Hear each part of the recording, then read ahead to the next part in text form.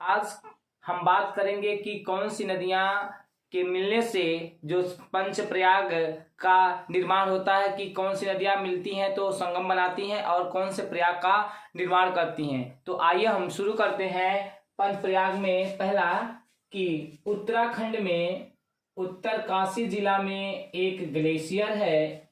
इस ग्लेशियर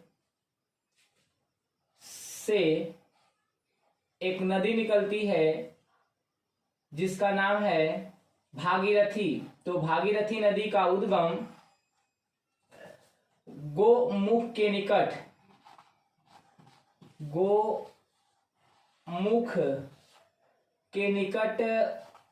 गंगोत्री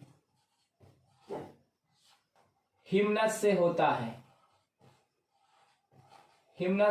है। ये गंगोत्री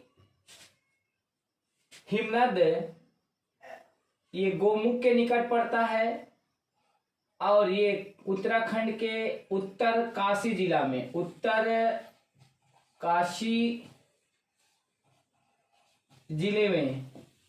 और इस ग्लेशियर से गोमुख के निकट गंगोत्री ग्लेशियर या हिमनद से भागीरथी का उद्गम होता है और भागीरथी प्रवाहित होते हुए देवप्रयाग में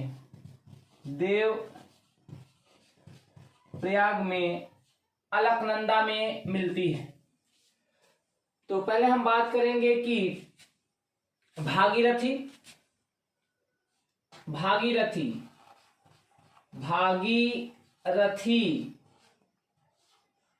नदी का उद्गम कहां से होता है? तो उत्तराखंड के उत्तरकाशी जिले में गोमुख के निकट गंगोत्री हिमनद से भागीरथी नदी का उद्गम होता है, या गंगा का प्रारंभिक नाम, या कह सकते हैं कि गंगा का प्रारंभिक नाम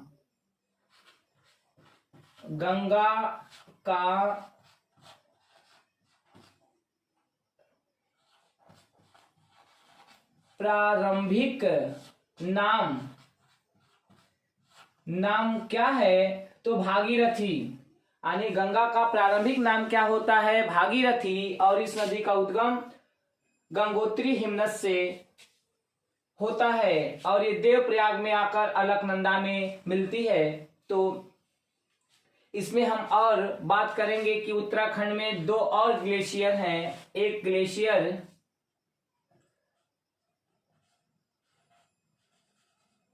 जिस ग्लेशियर को कहते हैं संतोपंथ ग्लेशियर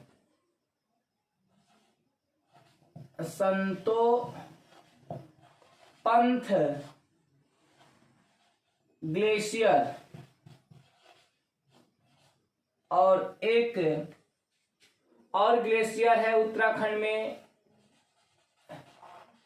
जिसे कहते हैं मीलाम ग्लेशियर। मिलाम ग्लेशियर।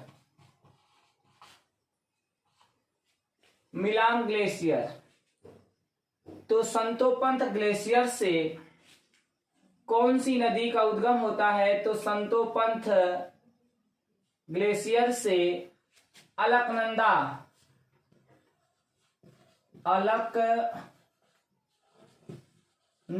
नदी का उद्गम होता है। अलकनंदा का उद्गम कहां से होता है? तो संतोपंथ ग्लेशियर से होता है। और मिलाम ग्लेशियर से कौन सी नदी का उद्गम होता है? तो मिलाम ग्लेशियर से धौली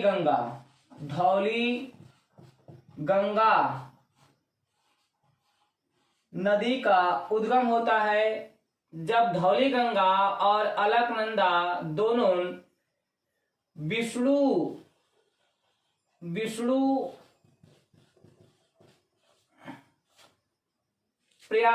नामक स्थान पर जब दोनों मिलती हैं तो उससे धौली गंगा और अलकनंदा विष्णु नामक स्थान पर मिलती हैं, तो दोनों के संगम से विष्णु प्रयाग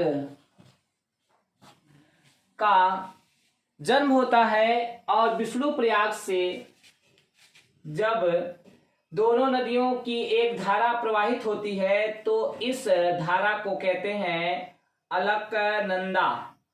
और अलकनंदा आकर देवप्रयाग में भागीरथी नदी से क्या करती है, मिल जाती है। तो विष्णुप्रयाग से धौली गंगा और अलकनंदा दोनों की संयुक्त धारा को कौन सा नाम दिया जाता है? तो इस धारा को हम कहते हैं अलकनंदा। अलकनंदा नदी विष्णुप्रयाग से देवप्रयाग तक आने वाली नदी को हम क्या कहते हैं? अलकनंदा कहते हैं। अब अलकनंदा नदी में एक नदी आकर उसके बाएं ओर से आकर मिलती है जिसे कहते हैं नंद की नदी।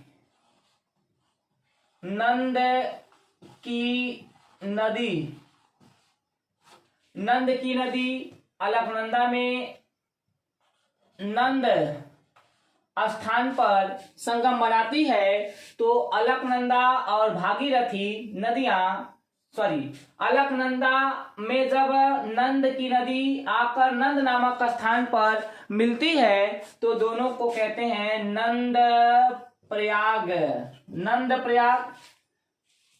नंद प्रयाग। फिर अलकनंदा में बाएं ओर से एक और नदी आकर मिलती है जिसे कहते हैं पिंडार नदी। पिंडार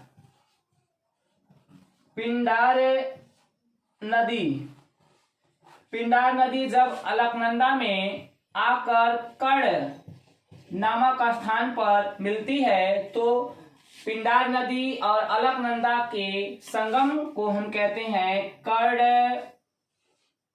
प्रयाग। तो कर्ण प्रयाग में कौन सी दो नदियां संगम बनाती हैं? तो पिंडार और अलकनंदा दो नदियां संगम बनाती हैं।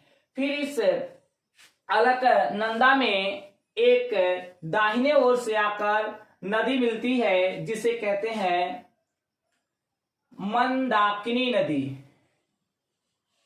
मंदाकिनी नदी, इसे हम कहते हैं मंदाकिनी नदी।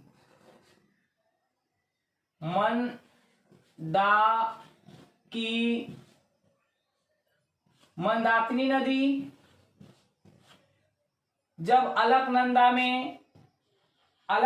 में रुद्र नामक स्थान पर आकर मिलती है तो मंदाकिनी और अलकनंदा के संगम को हम कहते हैं रुद्रप्रयाग कहते हैं। तो इस मंदाकिनी नदी के किनारे एक शहर बसा है जिसका नाम है केदारनाथ।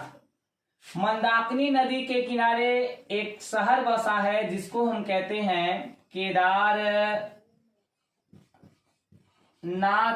केदारनाथ शहर किस नदी के किनारे बसा है? तो मंदाकिनी नदी के किनारे बसा है। और अलकनंदा के किनारे यहाँ एक और शहर बसा है जिसको कहते हैं बद्रीनाथ किस नदी के किनारे बसा है? तो ये अलकनंदा के किनारे बसा है। और एक भागीरथी में एक नदी और आकर मिलती है जिसको कहते हैं भिलंगाना नदी। उत्तराखंड में भागीरथी में आकर एक और नदी मिलती है जिस नदी को कहते हैं भिलंगाना नदी। यह नदी भिलंगाना नदी भागीरथी में जहां मिलती है तो भिलंगाना और भागीरथी के संगम को हम कहते हैं गोविंद प्रयाग। इस भिलंगाना और भागीरथी के संगम को गोविंद प्रयाग कहते हैं। और इस नदी के संगम पर एक बांध बनाया गया है जिसे बांध को कहते हैं टिहरी बांध।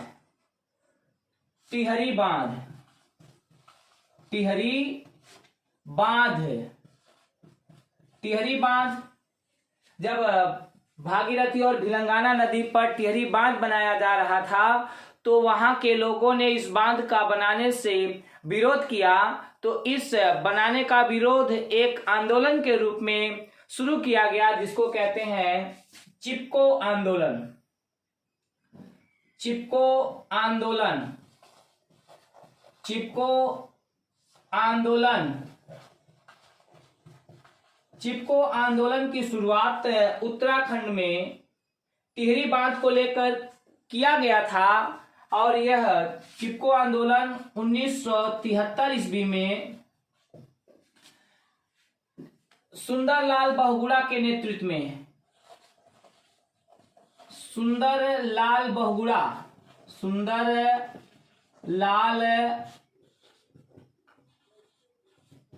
बहुगुणा के नेतृत्व में प्रारंभ किया गया था। और इस आंदोलन का आदर्श व्यक्ति अमृता देवी बिश्नोई को चुना गया था। और इस आंदोलन का आदर्श वृक्ष खेजड़ी को चुना गया था। खेजड़ी वृक्ष जो राजस्थान का राजकीय वृक्ष है। और ये चिपको आंदोलन पर्यावरण का पहला आंदोलन है। पर्यावरण से संबंधित पहला आंदोलन कौन सा था? तो चिपको आंदोलन पर्यावरण का पहला आंदोलन, पर्यावरण का पहला आंदोलन कौन सा था? तो चिपको आंदोलन पर्यावरण का पहला आंदोलन इसी टिहरी बांध को लेकर किया गया था। क्यों किया गया था? क्योंकि यह बांध भूकंप जोन 5 में स्थित होने के कारण इसका जो विरोध किया गया है, वहीं से पर्यावरण का पहला आंदोलन की क्या होती है? शुरुआत होती है। अब देवप्रयाग के नीचे यानी भागीरथी और अलकनंदा जब देवप्रयाग में संगम बनाती हैं, तो दोनों की संयुक्त धारा जब आगे प्रवाहित होती है, तो यही देवप्रयाग से उत्पन्न होने वाली नदी को कहते हैं गंगा नदी। गंगा नदी उद्गम क्षेत्र है। और जब देवप्रयाग से नीचे जाते हैं तो ये यही देवप्रयाग के दक्षिण में एक स्थान पड़ता है जिसको कहते हैं ऋषिकेश। और ऋषिकेश के दक्षिण में एक और स्थान पड़ता है जिसको कहते हैं हरिद्वार। और इसी हरिद्वार से गंगा पर्वत को छोड़कर मैदान में प्रवेश करती है। गंगा कहाँ मैदान में प्रवेश करती है? तो हरिद्वार में गंगा मैदान में प्रवेश करती है। अब बात करते हैं हम कि स्थान और संगम। तो स्थान और संगम में देखें तो कितने हैं, हम उनका संगमों का एक ऊपर से नीचे का क्रम में बताएंगे। तो पहले विष्णु प्रयाग में कौन कौन सी नदियां संगम बनाती हैं? तो विष्णु प्रयाग में अलकनंदा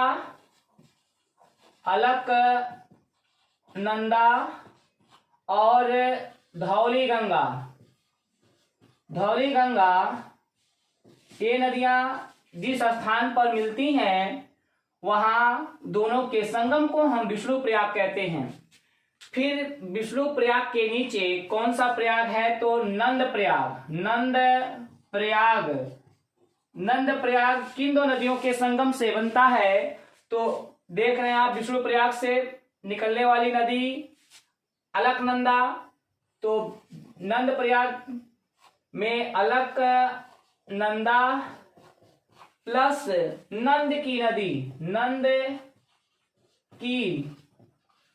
नदी जहां मिलती हैं या जहां संगम बनाती हैं, वहां नंद प्रयाग कहते हैं उसे। और फिर इसके बाद अगला है नंद प्रयाग के बाद कर्ण प्रयाग। कर्ण प्रयाग, कर्ण प्रयाग में कौन कौन सी नदियां संगम बनाती हैं? तो कर्ण प्रयाग में अलकनंदा और पिंडार नदी के संगम को हम क्या कहते हैं? कर्ण प्रयाग। फिर कर्ण प्रयाग के बाद रुद्रप्रयाग, कर्ण प्रयाग के बाद रुद्रप्रयाग। रुद्रप्रयाग, तो रुद्रप्रयाग में कौन कौन सी नदियां संगम बनाती हैं? तो अलकनंदा और मंदाकिनी। अलकनंदा और मंदाकिनी, अलकनंदा और मंदाकिनी के संगम को हम रुद्रप्रयाग कहते हैं। और देवप्रयाग, देवप्रयाग में कौन कौन सी नदियां संगम बनाती हैं? तो अलकनंदा